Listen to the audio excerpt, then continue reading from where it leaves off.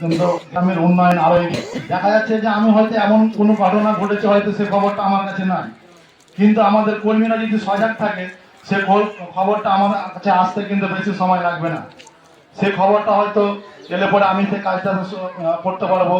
এবং উন্নয়নের কথা যেটা আমাদের সবচাইতে মূল একটা সমস্যা এখন আমাদের যে গ্রামের কিছু ছোট ছোট রাস্তা, কিন্তু সেই রাস্তাগুলো কিন্তু অলরেডি আমাদের টেন্ডার হয়ে গেছে। যেমন কালকে আমাদের ঘোষপাড়া থেকে দাসপাড়ার যে ছোট ছোট রাস্তাগুলো কালকে আমাদের উদ্বোধন হবে। আমাদের বিধায়ক জাকির সাহেব কিন্তু কালকে সকাল 9টার সময় আসবে এবং সকলকে যাওয়ার জন্য আমি আহ্বান করছি। আর আমাদের যে বুথের যে রাস্তা সেটাও টেন্ডার হয়ে গেছে, হয়তো আমাদের কয়েকদিনের মধ্যে আমাদের রাস্তাগুলো উদ্বোধন হয়ে যাবে। তাহলে রাস্তার মোটামুটি আমাদের বুথে সমস্যা শেষ। এবার যেগুলো হয়েছে জলের হয়তো খরার সময় এবার একটু জলের অসুবিধা দেখা দিয়েছিল আমাদের কিছু কদিন আগে। যেমন আমাদের ওয়ার্ডে দুটো মিলিয়ে প্রায় 5খানা সাবমার্সিবল বসেছে অলরেডি, এর আগে তো বসেছে 5খানা, প্রায় 10খানা হয়ে গেছে। আর সামনের দিনে আরো কিন্তু বসবে।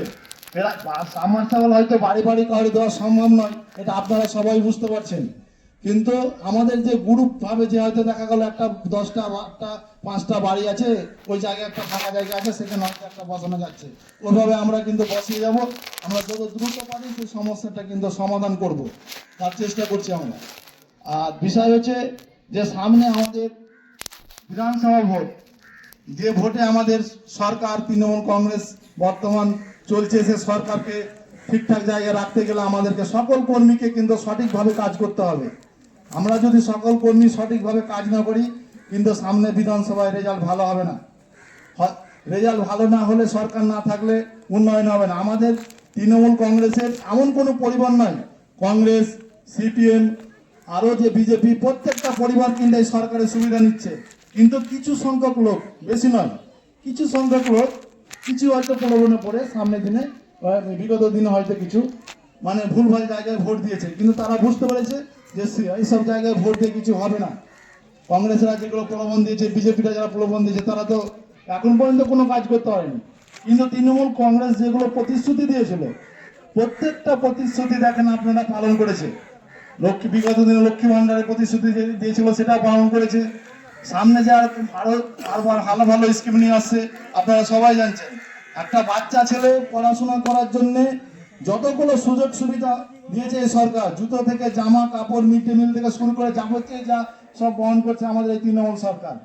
তার সব বাড়ি বাড়ি গিয়ে এবং বাড়ির আশেপাশে যারা হয়তো এখনো আমাদের দল থেকে মুখ ফুরিয়ে আছে, তাদেরকে কিন্তু গিয়ে বুঝাতে হবে যে না, অন্য দল করলে পরে কোনো উন্নয়ন হবে না, উন্নয়ন না হলে পরে এলাকায় চলা যাবে না, সেটা সবকে মানুষকে বোঝাতে হবে। এটা হচ্ছে আমাদের তৃণমূল কংগ্রেসের কর্মীদের এটা কাজ। শুধু মেম্বার এবং বুথ সভাপতির দ্বারা ছাড়লে হবে না। এবং যদি আমার এই 1.5 বছরের মধ্যে হয়তো প্রায় 2 বছর হতে আসছে, হয়তো সম্পূর্ণ মানুষের কাজ এখনো করতে পারিনি, কিন্তু আমি চেষ্টা করছি যে সাধারণ মানুষের কাজ করার জন্য আরো যেগুলো আছে যত তাড়াতাড়ি পারবো চেষ্টা করব। এটাই আমার সবচাইতে বড় কাজ, যে মানুষ ভালো থাকলে আমার এলাকায় আমি ভালো থাকবো, না হলে পরে মানুষ ভালো না থাকলে আমিও ভালো থাকতে পারবো না। এ বলে আমার সকল তৃণমূল কর্মীকে বলবো যে সামনে যে 26-এ ভোট আসছে, সেটাকে কিন্তু সকলভাবে ভালোভাবে সফল করা যায় সেই দিকে কিন্তু নজর দিতে হবে। আর যেটা আমরা বুথ কমিটি করব, সেই কমিটির কাজ হচ্ছে, ভাবিয়েন না যে আপনারা যে আমি তো বুথ কমিটি আছি হয়তো আমার কথা চলবে কিনা, প্রত্যেকটা কর্মীর কথা আমাদের কাছে মূল্যবান। হয়তো অভিযোগ কাজের মাধ্যমে কাজ যে করবে কিন্তু সেটাই ভুল হবে, যদি ভুল হয় কাজের মাধ্যমে সেটা আমাদের আলোচনার মাধ্যমে নিয়ে এসে বলতে হবে। কোনো জায়গায় কোনো মানুষের কিছু প্রয়োজন সেটা আমাদেরকে জানাতে হবে, সেটা আমরা চেষ্টা করবো মানুষের সেই সমস্যার সমাধান করার জন্য। কিন্তু এই সাইডে সবকে লক্ষ্য রাখতে হবে এবং প্রত্যেকটা বুথ কর্মী একনিষ্ঠভাবে তারাকে কাজ করতে হবে। এই বলে আমার বক্তব্য আমি শেষ করলাম। সবাই ভালো থাকবেন, সুস্থ থাকবেন। ধন্যবাদ আতারুল শেখকে আপনাদের সামনে বিস্তারিত হয়ে বললো।